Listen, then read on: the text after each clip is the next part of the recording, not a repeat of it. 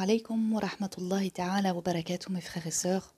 Nous nous retrouvons pour la suite des fondements du droit musulman, Ilm Usul al-Fiqh de Abd al-Wahhab Khalaf, rahimahullah, avec la 7e source, Al-Urf, l'usage.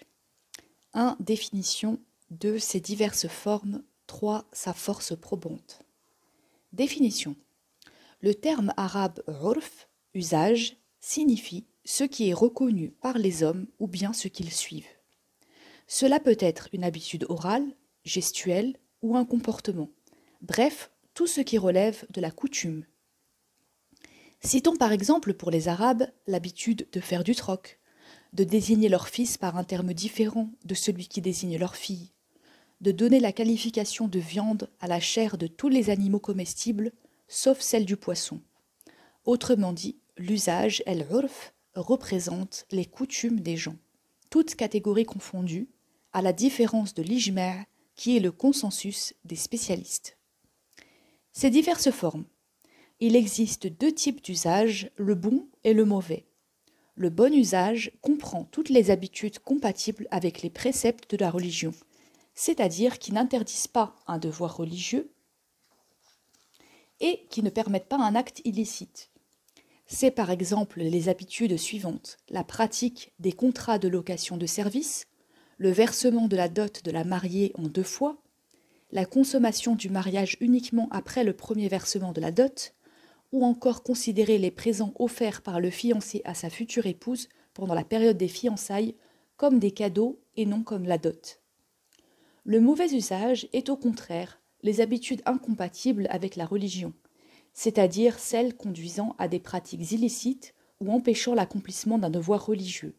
Citons par exemple certaines manifestations excessives d'émotion pendant les mariages, ou de chagrin au moment des funérailles, ou encore la pratique de l'usure ou des jeux de hasard. Sa force probante.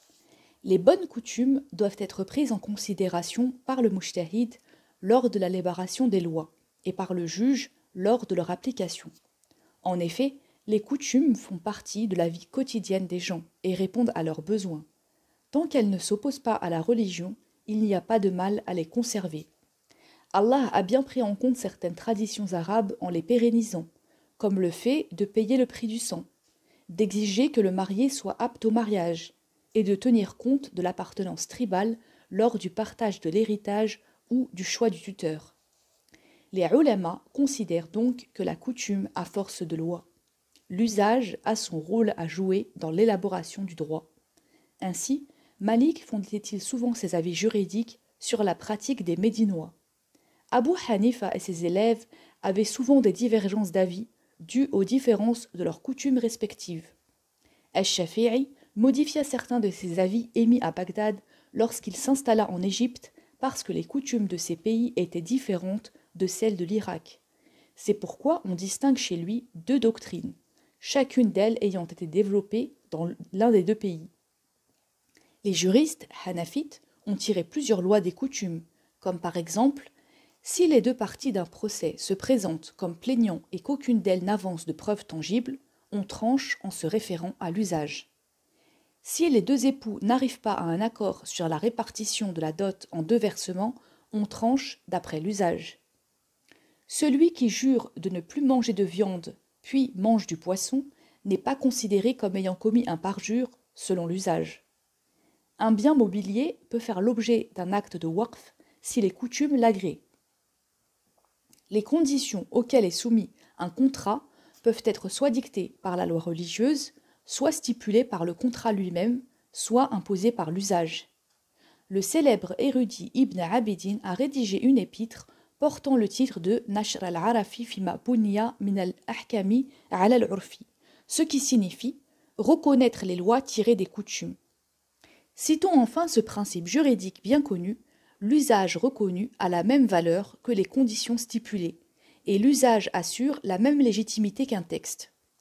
Par contre, les mauvaises coutumes ne doivent pas être respectées parce qu'elles sont en contradiction avec la religion.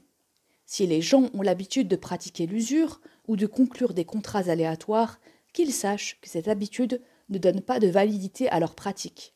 Ainsi, le droit positif ne tient pas compte des coutumes qui vont à l'encontre de la Constitution ou de l'ordre public. De telles pratiques sont envisagées sous un autre angle, à savoir celui de la nécessité.